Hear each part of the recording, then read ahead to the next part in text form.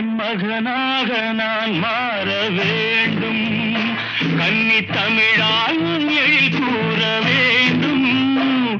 என் மகராணி மலர்மேனி செம்மாங்கனி என மடி மீது குடியேறி முத்தாடவா. உன்னை நான் பார்த்தது வெண்ணிலா வேளை.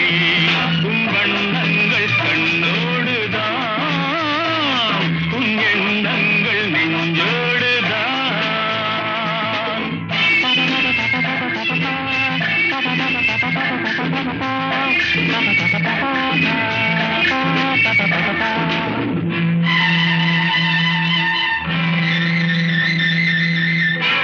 எங்கு தொட்டாலும் இனிக்கின்ற செந்தேன்